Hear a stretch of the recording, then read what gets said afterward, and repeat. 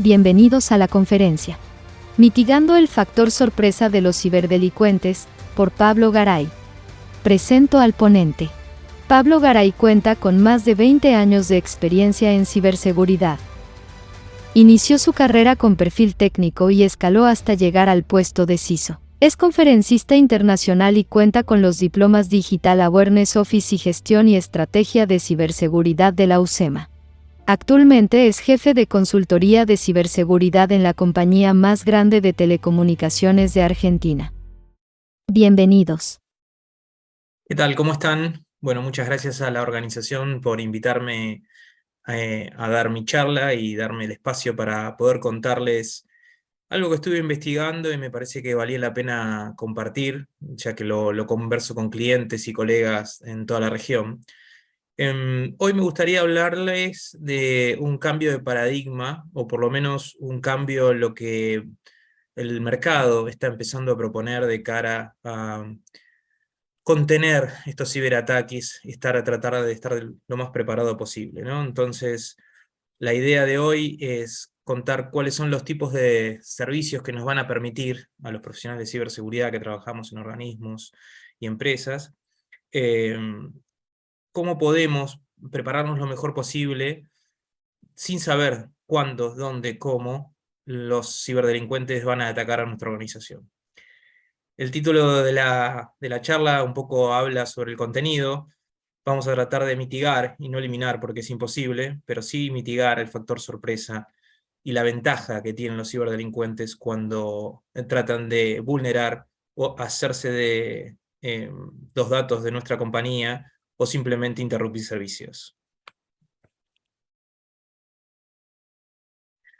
Bueno, el factor sorpresa es, creo, una de las armas más importantes que tiene un atacante, ¿sí? Atacar sin que el otro lo espere.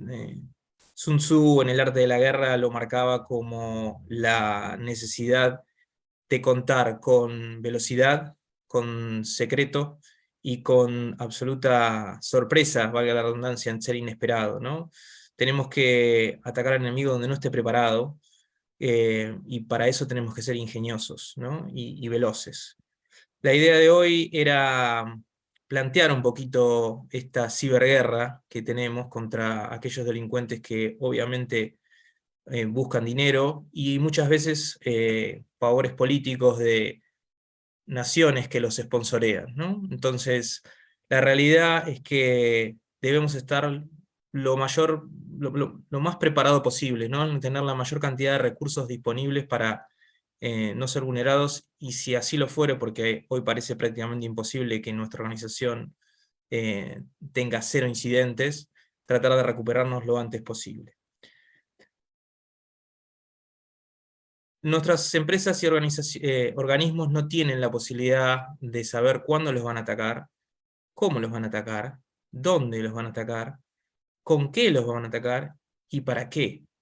Entonces, tenemos que tener la mayor preparación posible, ¿no? Históricamente el CISO, como decía el slide anterior, ha estado siempre tratando de adivinar, tratando de leer tendencias, tratando de ver cuál es la moda, cuáles son las metodologías, cuál es la preparación, y por sobre todo eso tiene que saber con qué presupuesto cuenta, ¿sí? Para poder llevar adelante y activar las defensas, ¿sí? Entrenar a su personal, entrenar a su propio equipo, advertir y conseguir el apoyo político, sin saber si algún día se va a producir y si un incidente, y si este incidente se produce, bueno, por dónde, cuándo, con qué, para qué, y una serie de preguntas que no tienen respuesta, ¿no? Y que solamente el análisis forense nos va a permitir entender qué es lo que pasó una vez producido el incidente. Quizás sea muy tarde, quizás le costó dinero, la posición al CISO o parte de su equipo, y la imagen de la compañía, ¿no? Eso es lo que estamos tratando de evitar cuando estamos entendiendo para qué hacemos lo que hacemos. Entonces, ¿debemos prepararnos para todo tipo de ataques todo el tiempo? Y la respuesta teórica debería ser sí, de estar permanentemente preparados, tener todas las herramientas disponibles, tener la cantidad de recursos humanos preparados y entrenados para manejar todas esas herramientas, tener toda la organización entrenada para estar atentos, pero eso es utópico. Es realmente imposible tener presupuesto ilimitado, tener entrenamiento constante y estar el último, conocer las últimas técnicas y las amenazas que hay, con lo cual el CISO hace un balance entre lo que sabe que debe y lo que puede, con los recursos que la organización le otorga, porque esa organización o brinda un servicio público siendo un organismo, o intenta ganar dinero porque es una empresa, y no está para solamente contener ataques de ciberdelincuentes.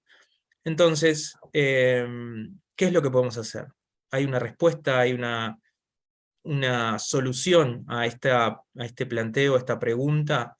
Bueno, en el pasado era simplemente estar lo mejor preparado posible, ¿no? Y estar no solo preparados desde el punto de vista del riesgo, analizando dónde somos más vulnerables y cuáles son las cosas que más me importan, cuáles son mis activos más preciados, sino que además tenemos que tener el factor suerte de nuestro lado. Y sabemos con la ley de Murphy que no siempre es posible. Ahora, el mercado se ha dado cuenta de esto, ¿sí? Hay una serie de servicios y productos que ofrecen una enorme variedad de compañías pequeñas y grandes, donde Gartner ha llamado Threat Intelligence o inteligencia de amenazas de este tipo de servicios. ¿Qué es lo que hacen este tipo de servicios? Bueno, tratan de anticipar, ¿sí? Hacia los ataques que tendrían nuestra organización, nuestro organismo, nuestra empresa, y pueden de alguna manera darnos indicios o herramientas que mitiguen el impacto, ¿sí?, que esos ataques generarían, ¿sí? No es que tienen 100% de efectividad o que por tener estos servicios y estos productos evitamos el incidente, pero como decía el título, nos ayudan a mitigar, que al fin del día es la responsabilidad de ciberseguridad, mitigar el impacto, el daño, ¿sí?, que le hacen a nuestra organización.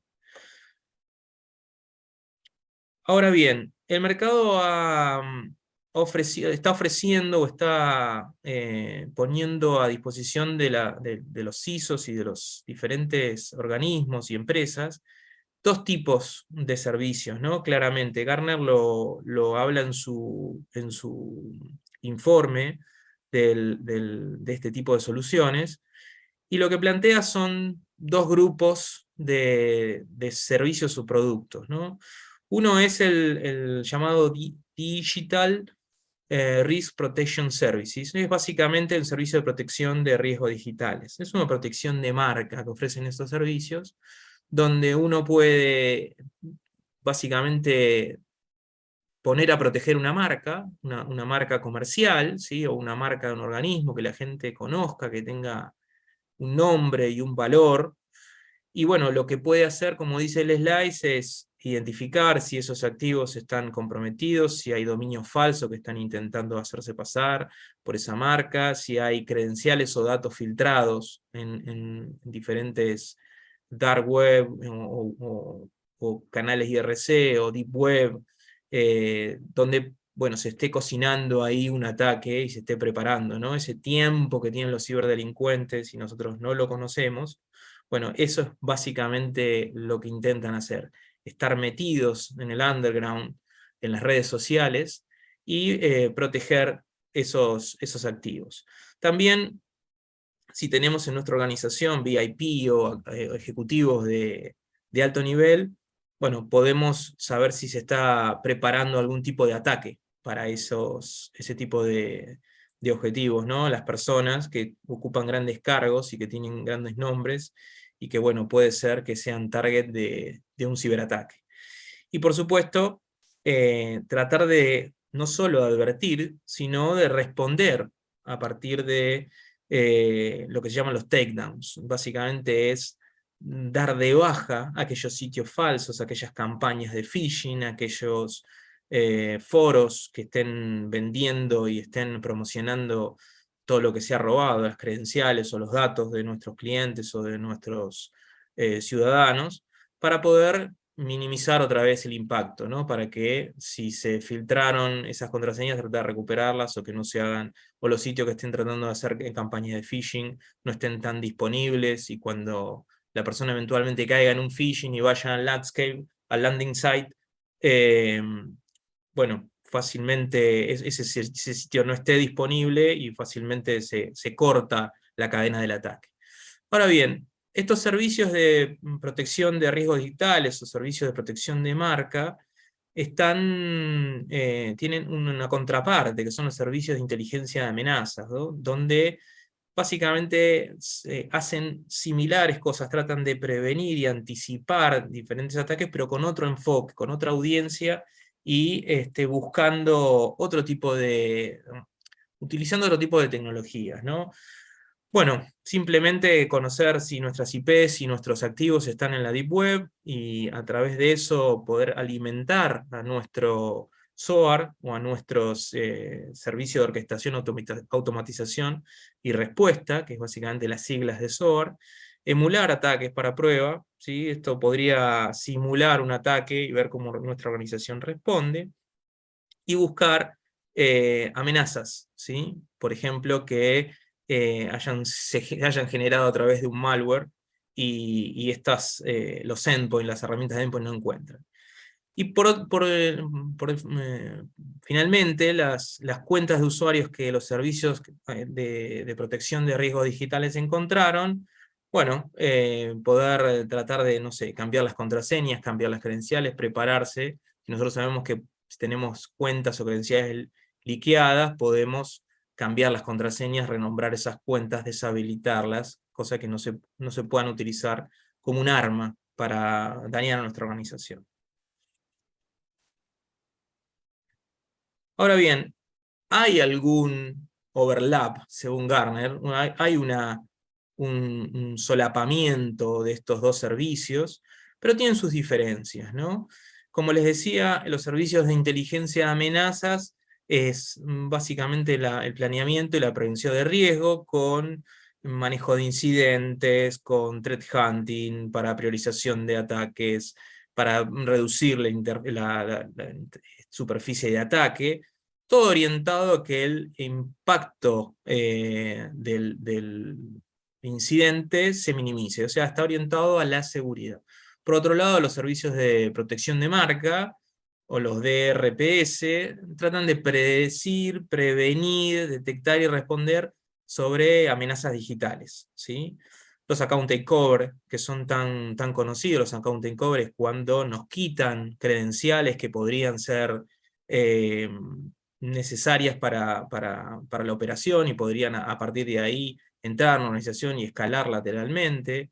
Todo lo que sea fuga de base de datos, ¿no? El data leakage, todo lo que sean campañas de fraude, y todo lo que tenga que ver con nuestra marca digital. Es decir, está más orientada a la resiliencia, del negocio, ¿sí? No tanto. Ahora, hay una serie de solapamientos que decíamos que tiene que ver con la protección de redes sociales. Es ahí donde los dos servicios se involucran con diferentes focos, pero que, como dice el gráfico, tienen algunos solapamientos, como el daño de reputación, o cuentas y perfiles falsos que hay en las redes sociales, todo tipo de amenazas o de técnicas que hacen que, bueno, que tengamos que entender muy bien para qué queremos un servicio, para qué queremos el otro, ¿verdad? Ahora bien, las conclusiones que Gartner, y algunas son propias, llegan a este tipo de servicios que hoy tenemos disponibles, los profesionales de ciberseguridad, plantea algunos desafíos, ¿no? Y plantea algunas cuestiones que necesitamos tener claras. Es decir, estos servicios son relativamente nuevos, no todos los profesionales con los que hablo están enterados de los servicios de inteligencia de amenazas, o de los servicios de protección de marca, que muchas veces se confunden y parecieran que son lo mismo, pero no. Pero sí, los casos de uso ya son maduros, ¿no? Tiene más de 10 años. Ahora bien, como es un mercado emergente, probablemente estemos inundados de servicios de este estilo. Hay más de 75, solo identificados por Gartner, con lo cual debe haber muchos más asociados con este análisis, por lo cual puede ser difícil decidir cuál es el que mejor se adapte a mis necesidades o mis riesgos, ¿no? Lo que decíamos antes, los servicios de protección de marcas más orientados al negocio, los servicios de inteligencia de amenazas más orientados a la ciberseguridad. Es decir, la audiencia interna que tienen estos servicios son distintas, ¿no? Los servicios de protección de marcas puede ser contratado por marketing, por prevención de fraude, por legales y demás, y inteligencia de amenazas están más orientados a los responsables de ciberseguridad. Por otro lado, estos servicios probablemente no sean solo vendidos individualmente, sino que muchas veces están como un servicio opcional de un Security Operations Center o un centro de ciberdefensa que tenemos y que lo ofrece como parte de la preparación que tiene que hacer un CISO ante incidentes, ¿no? Y esto, como les decía, es un mercado emergente, y a partir del mediados de 2020 ha habido numerosas, muchas más de las que dice el slide, pero algunas que llaman la atención y que generan sorpresas son el involucramiento de grandes marcas como Google, Microsoft, Cisco, que han adquirido compañías que hacen estos servicios y las han integrado a los servicios propios, ¿no? A los portfolios. A veces estar avisado es algo que medianamente se puede obtener, lo que no es tan fácil son lo que llamábamos los takedowns, ¿no? Los takedowns son tratar de no solo identificar esa amenaza que tengo, ese sitio web, sino tratar de darlo de baja ese sitio web para que sea el landing, ¿no? Tratar de que no esté disponible cuando se caiga en el phishing. Y eso no es tan fácil, ¿no? Y dar de baja cuentas sociales, cuentas en redes sociales que sean falsas tampoco es tan fácil. Si bien las redes sociales cada vez están más preparadas para atender esos incidentes, no siempre se actúa con la velocidad necesaria. Y si bien las fuerzas de la ley, por último, y ya para terminar la ponencia, están más interesadas en los actores, quiénes son los que están detrás de estos ataques, bueno, las organizaciones privadas lo ven como un bonus eso, porque no siempre se puede hacer algo, no más allá de que se puede identificar, se puede hacer algo, pues muchas veces están en el extranjero y no siempre tienen algún tipo de ¿cómo decirlo?, de consecuencia, ¿no?, legal para esos actores, con lo cual la empresa no gana nada. Así que con esto termino, les agradezco la oportunidad y espero que esta charla les haya sido muy útil.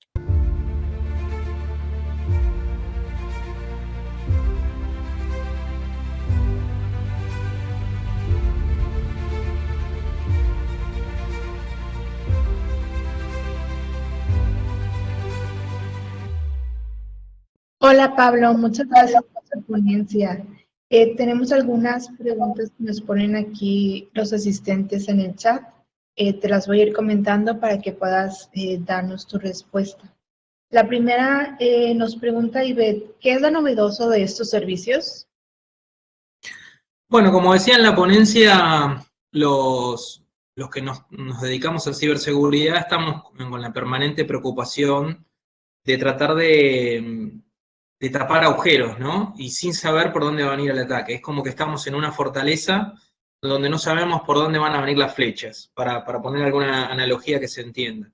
Lo novedoso de estos servicios es que tenemos gente, puede ser propia, puede ser contratada, como es el análisis que hice en la ponencia, de empresas que se dedican a mirar qué es lo que sucede en las redes sociales, qué es lo que sucede en la dark web, en la deep web, o sea, redes que no están indexadas, que no llegás con Google, sino que justamente están diseñadas para estar medianamente ocultas.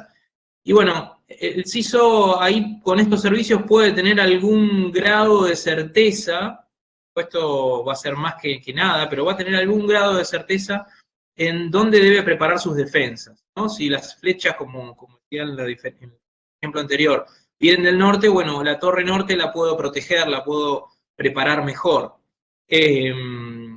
No sé, tengo que preparar todas por igual y generalmente los recursos de ciberseguridad son escasos, sobre todo ahora en faltante de profesionales que también describía el inicio del evento, ¿no? Tiene que ver con eso, con que ahora el CISO puede entender por dónde podría ser blanco su compañía de un ciberataque que él no tiene conciencia y que se está perpetrando en las sombras, por llamarlo de alguna manera. Muchas gracias, Pablo. También tenemos la pregunta de Andrés Buitrón. Threat Intelligence, ¿de qué manera se le puede enfocar a la ciberinteligencia? Bueno, la ciberinteligencia, como la inteligencia, es obtener información del enemigo sin que éste se dé cuenta, ¿no? Y la ciberinteligencia trata justamente de eso, entender estos delincuentes, estos terroristas cibernéticos que quieren dañar nuestros organismos o quieren dañar nuestras empresas, obtener dinero, provocar algún daño a la imagen. El Threat Intelligence es justamente la inteligencia amenaza, la traducción literal, y lo que hacen estos servicios, los gobiernos podrían tener servicios de Threat Intelligence para, tratando de entender la pregunta, ¿no?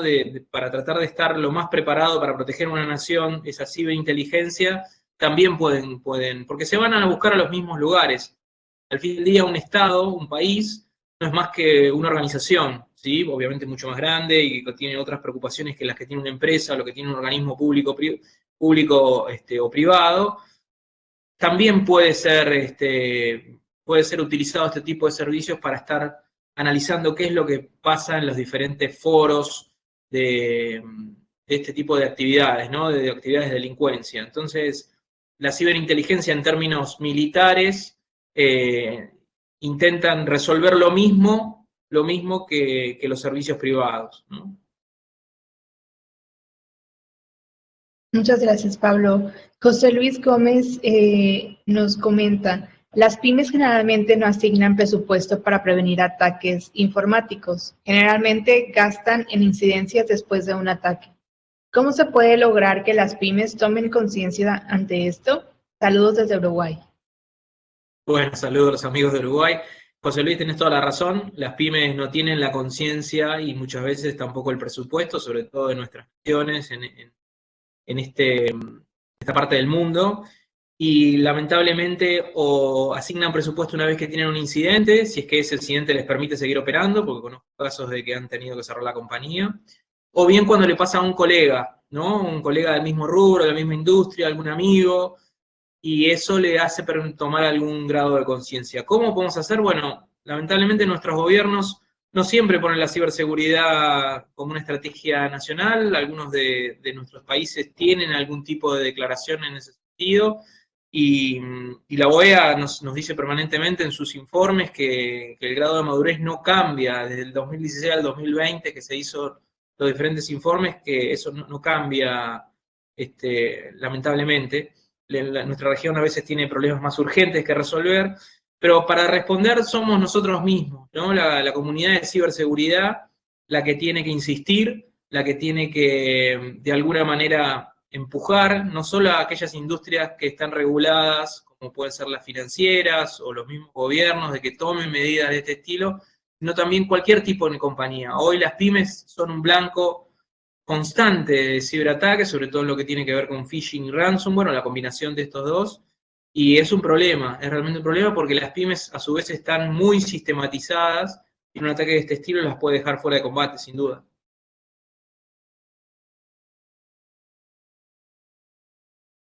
Gracias, Pablo. Tenemos una última pregunta. Alberto pregunta, ¿cuál es el futuro de estos servicios?